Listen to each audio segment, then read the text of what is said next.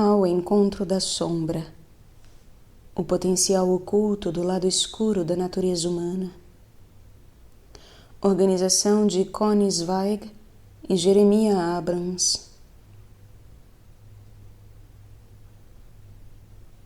Tradução Merle Scos. Editora Cultrix. Canal Le Conde. Capítulo 28. Encontro com o lado escuro na prática espiritual, por William Carl Eichmann. Ao empreender uma prática espiritual, você se defrontará com seu lado escuro. Esse é um axioma.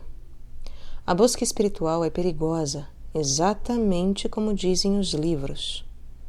Buscar a verdade significa experimentar a dor e a escuridão, bem como o luminoso lado branco da luz.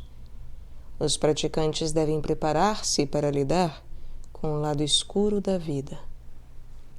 Esse lado escuro pode assumir muitas formas. As histórias religiosas o personificam em imagens de demônios e de raivosos deuses escuros. Buda, Cristo, Maomé e praticamente todas as outras figuras menores relatam ter enfrentado as tentações do maligno, o príncipe do mundo, Mara, Satã, Iblis. A história da tentação que ocorre antes da iluminação é mais do que apenas um outro mito do tipo herói derrota o monstro. Ela é uma descrição de um perigo específico do caminho espiritual. Os místicos cristãos e sufis experimentam-no mais pessoalmente como o orgulho obstinado e os equívocos do ego e a noite escura da alma. Para o praticante moderno, a natureza escura é ainda mais multifacetada. Nosso complexo mundo possui muitas faces más, e lidar com o lado escuro nunca foi tão difícil como é agora. Hoje, o lado escuro está por toda parte. Estamos completamente mergulhados nele. Ele se manifesta em todos os noticiários, shows de televisão e jornais. Ninguém, crescendo numa sociedade como a nossa, escapa de ser condicionado por essa violência. Cada um de nós, desde o mais perfeitamente civilizado até o criminoso encarcerado, hospeda uma chaga interior, infeccionada e neurótica. Uma sombra particular de raiva, terror, luxúria e dor. Essa sombra, esse lado escuro, é uma cópia em miniatura da escuridão maior da sociedade que se manifesta em guerras, opressões e fome. Estamos cercados por dentro e por fora, pelo mal e por sofrimentos de todo tipo.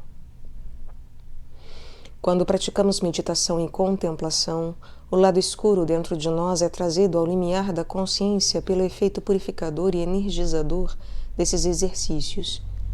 A capacidade de lidar com esses impulsos escuros emergentes é uma habilidade básica que pode ser dominada por qualquer praticante. Exige-se integridade moral, ética e espiritual. Mas um acurado conhecimento prático também é da maior importância. Sem estudo, nossa concepção do lado escuro tende a ser uma relíquia primitiva dos insetos rastejantes e do bicho-papão da infância. Se tentamos confrontar o nosso lado escuro com essa programação, seremos rapidamente paralisados. Em vez disso, precisamos reunir informações confiáveis, ler livros, observar e analisar a nossa própria psicologia pessoal e, com o tempo, desenvolver uma imagem mais completa da natureza do nosso lado escuro. Uma atitude educada e madura em relação ao mal é uma necessidade para o praticante. Com o estudo, certas características do chamado lado escuro tornam-se evidentes. Essa escuridão não é realmente um lado, ou uma sombra, ou uma máscara. É uma teia emaranhada de forças complexas, de programas e efeitos que reprimimos da consciência de modo que raramente vemos a sua verdadeira natureza. O lado escuro pessoal vem à tona na meditação para atormentar e tentar o praticante. Ele é o diabo pessoal, o inferno particular, que precisa ser confrontado e transformado quando bloqueia o caminho do estudante esotérico. O lado escuro biológico, o cosmológico e o cultural são a base da experiência pessoal do mal. Mas, no fim, o praticante que luta para realizar o trabalho precisa, ele mesmo, fazer face à sua própria escuridão. Quando estudados, todos esses lados escuros parecem operar como tendências, programas ou complexos neuróticos impessoais.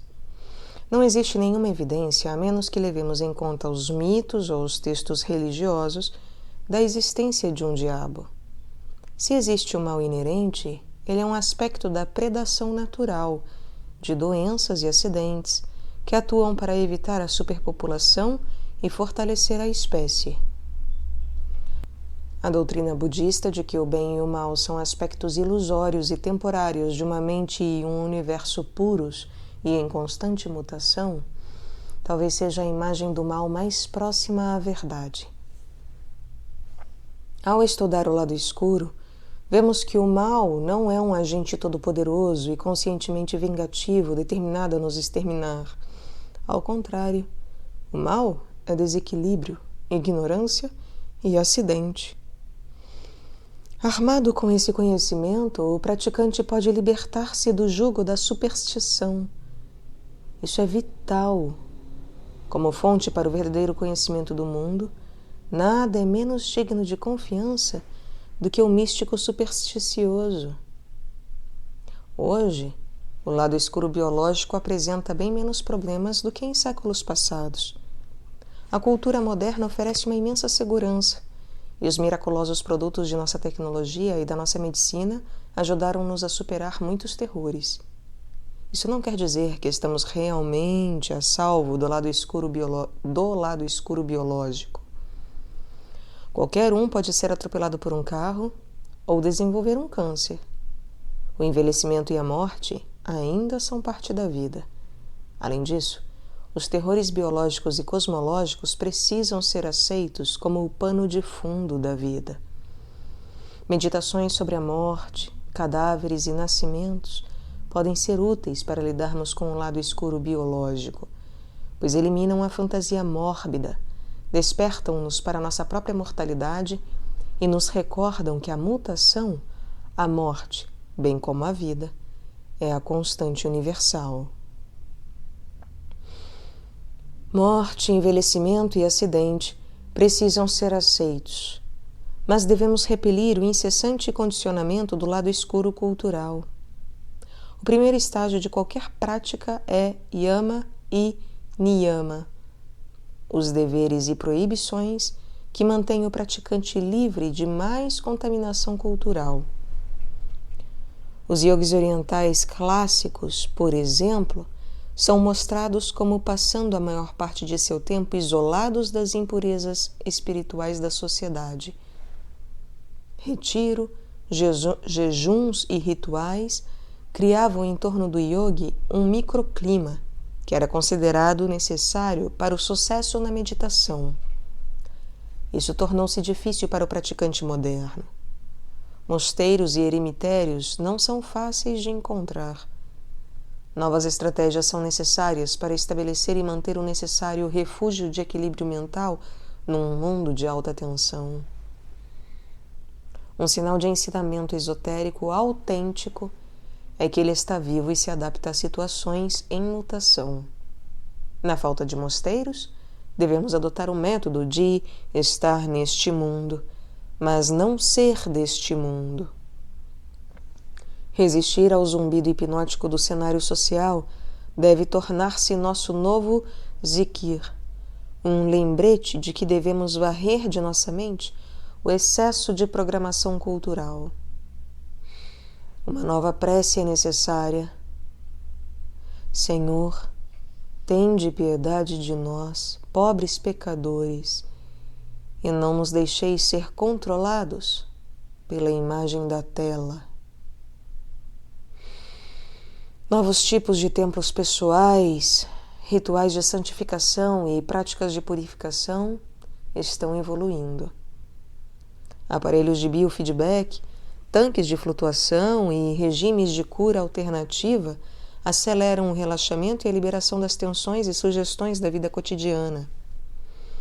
Existem muitas possibilidades para o praticante esotérico moderno, e o teste do tempo irá dar forma a novos métodos de lidar com o lado escuro cultural. No segundo estágio da prática, no qual a meditação e exercícios são realizados, surge toda uma nova batalha contra a escuridão. O mal pessoal reprimido é liberado pela meditação e deve ser examinado e integrado pelo praticante como parte necessária do processo de meditação. À medida que o material escuro reprimido vem à tona, é provável que o praticante tenha visões assustadoras, sentimentos de terror, de raiva, reações incontroláveis do ego e incontáveis outras manifestações menores, mas ainda assim perturbadoras e embaraçosas. Essas reações devem ser esperadas e adequadamente trabalhadas, nem infladas além de sua proporção, nem minimizadas e evitadas. Em vez disso, deve-se reconhecer que essas erupções do lado escuro podem ser de grande ajuda para o autodesenvolvimento. Em última análise, a transformação dessas visões assustadoras em energia psíquica utilizável é a única maneira de trabalhá-las, e as nuances desse processo de transformar chumbo em ouro exigirão toda a habilidade do praticante. A primeira reação ao ver o mal pessoal é sentir imensa culpa e vergonha e identificar-se com a sombra, sentindo-se como se acabasse de ser exposto como a encarnação do mal. Essa é uma ideia falsa, tão inútil quanto as crenças medievais sobre demônios que causavam doenças. A escuridão pessoal é um tipo de doença ou dano causado basicamente por programação acidentalmente cruel durante a infância e que, como tal, deveria ser tratado. Todo mundo tem uma natureza escura. É uma condição da vida no nosso mundo, não um pecado. O objetivo do praticante deve ser curar a doença e trazer a área ferida de volta à plena operação. O estudante esotérico moderno deve tratar da sua natureza escura. Recriminar a si mesmo e resolver-se na culpa apenas não fazem bem algum. Ao curar a natureza escura, imensas quantidades de energia e capacidade pessoais podem ser retomadas, pois grande parte dos nossos poderes, enquanto seres humanos, permanece hediondamente paralisada pelo lado escuro pessoal. Essas áreas paralisadas representam, na verdade, vastos reservatórios de energia psíquica contaminada e estagnada. À medida que progredimos no caminho, cada confrontação com o mal é uma oportunidade de fortalecimento. Isso é desejável, pois os demônios pessoais reprimidos também se fortalecem até irrompermos para o Deus que está no centro.